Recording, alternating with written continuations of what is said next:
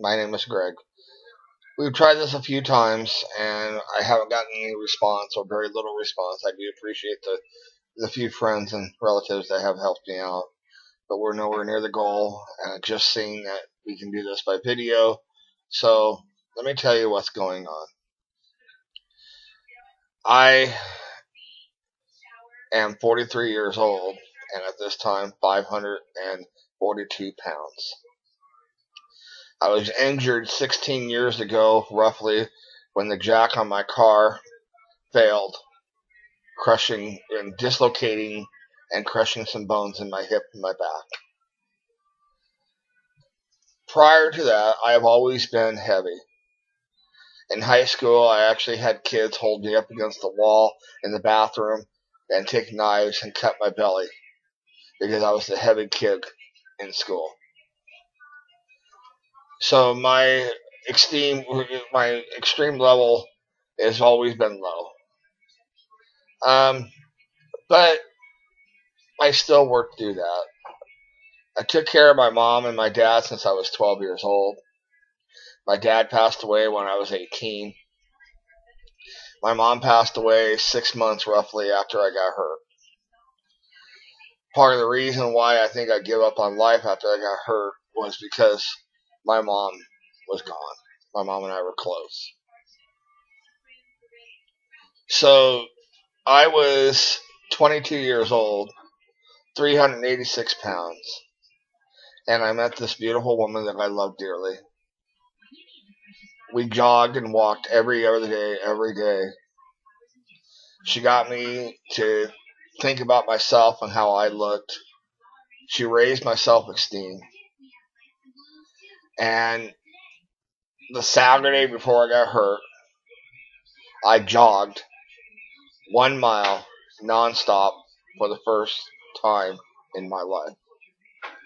I went from 386 pounds to roughly 340 pounds with a goal of being down around 280 pounds. I was doing it. I was changing my life. Then I got hurt. So what I have is a bad heart, along with broad edema caused by the muscles and the nerves in my spinal cord being damaged due to my accident. So if my fingers are your spine, the vertebrae, and this is your nerve, they're protected like this. In my back, they are twisted around the bone.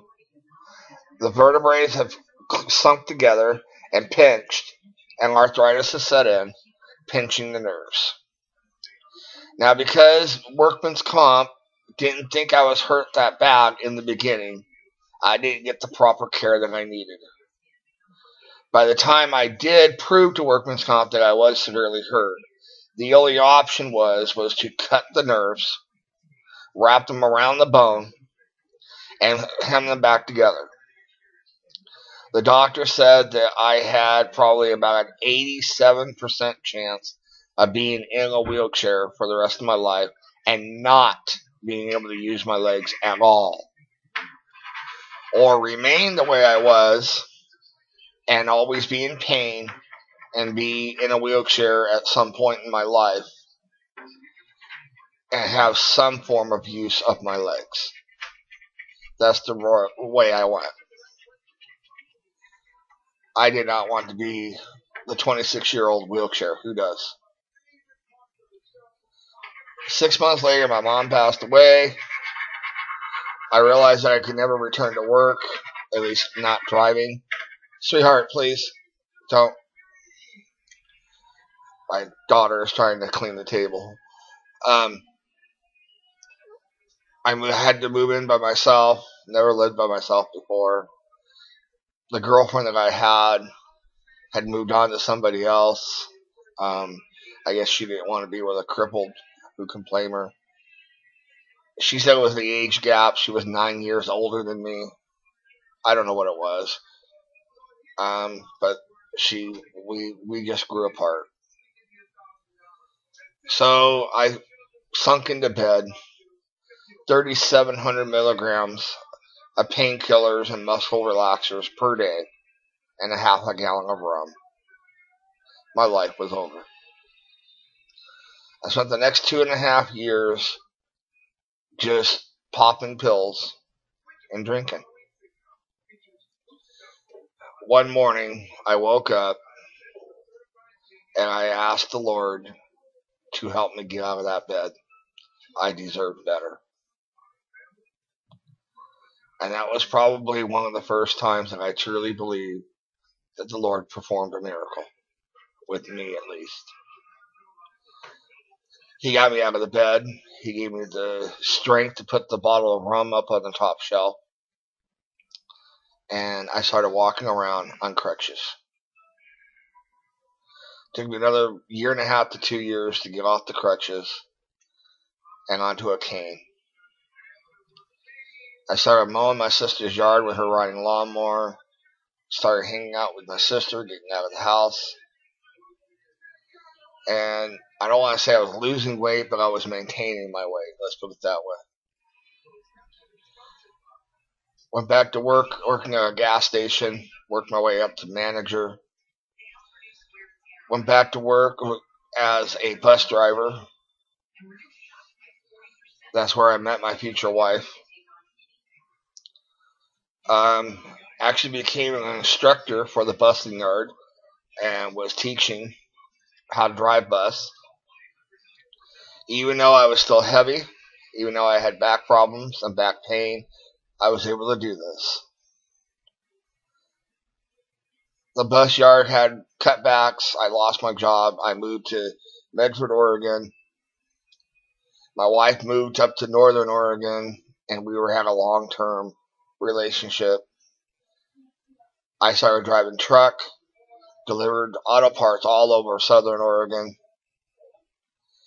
Fell off a loading dock, broke my elbow. My future wife moved in with me.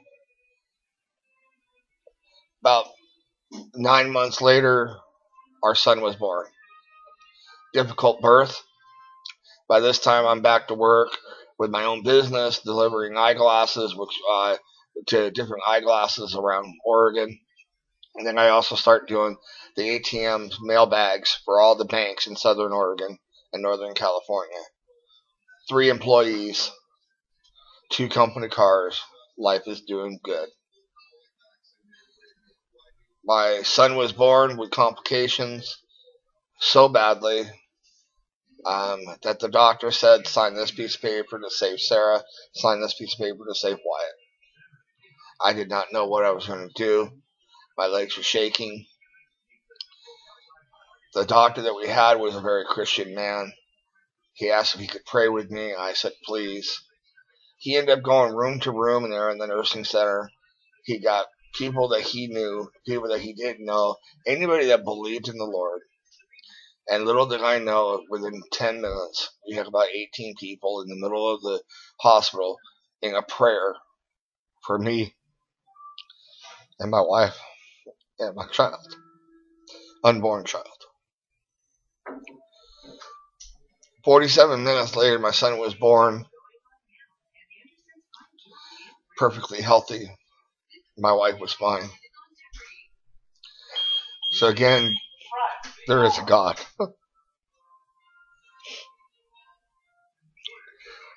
18 months later, my company's doing good. I have about 5 employees. My wife is working for me now. My wife is pregnant with my daughter. My daughter has a cyst on her ovary, still in the womb, and they think it was cancer. We go to the doctor's appointment. 3 months premature. My wife's water broke. They had to do an emergency C-section.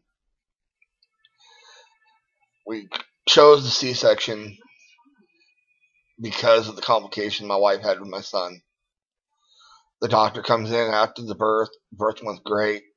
He said it's a good thing we went with a C-section because Katie would not have survived natural childbirth, because 50% of her placenta was dead. She was suffocating in the womb. Again, God is good. 3 days after my daughter was born, doctors think due to the stress of starting my own business, buying our first house, my health problems, and Katie being born premature, I had a heart attack. Doctor says that due to my health, I could never work again. So here we are with a 3-week-old premature baby, an 18-month-old son. I'm now out of work. My wife is out of work, and we become homeless. We move in with my sister for a short time, get some help, get back on the case. Yes, we did live on welfare for about 18 to 24 months. Get things taken care of. Get back on our feet. My wife starts working again. My health is getting worse. I need weight loss surgery. My insurance doesn't cover it. We moved back up to Oregon because we were told that the Oregon health plan would cover it. Just to find out that I make $4 too much money on Social Security to qualify for the Oregon health plan. So we moved to Oregon for nothing. Because we moved to Oregon, my wife had lost her job. So now the family of 4 is living on $824 a month. We become homeless again very quickly. We moved back down to California. Very pretty, sweetheart. We moved back down to California. My wife starts working as a nurse again. I get the help that I need. I still have not lost my legs, thank God. The infection in my leg is being taken care of because I found a good doctor.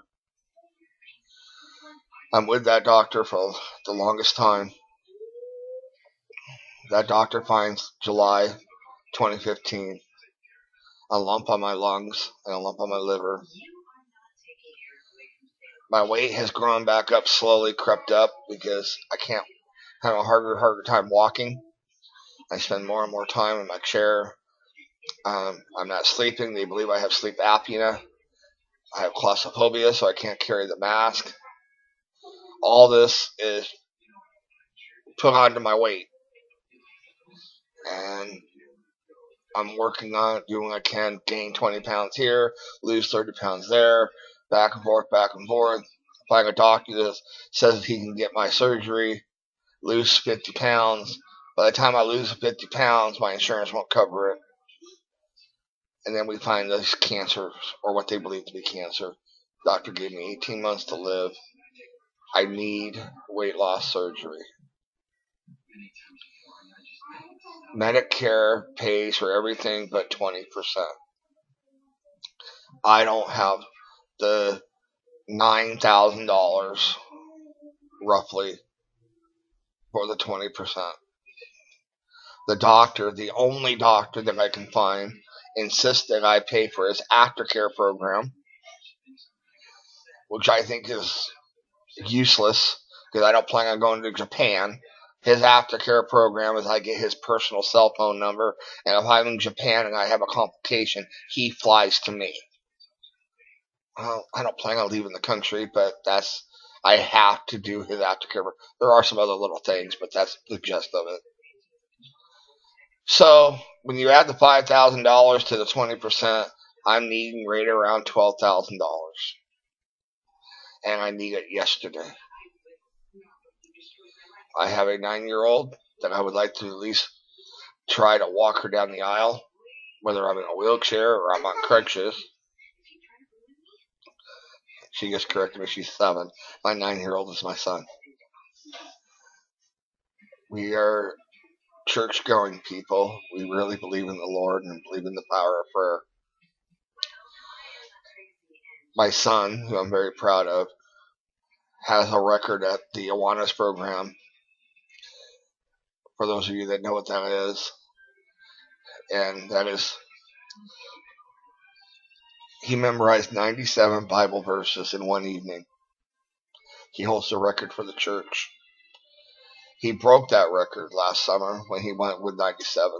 The record before that was 72, which he held. The record before he broke it at 72 was there for 12 years. The night that he broke the record from 72 to 94, which is where it stands right now, my daughter tied the 72. God is beautiful. I'm here today asking for another miracle. Please help me raise the money. I want to be the dad that I know I can be. And I want to be here to see my little girl grow. Please help if you can. Thank you. God bless.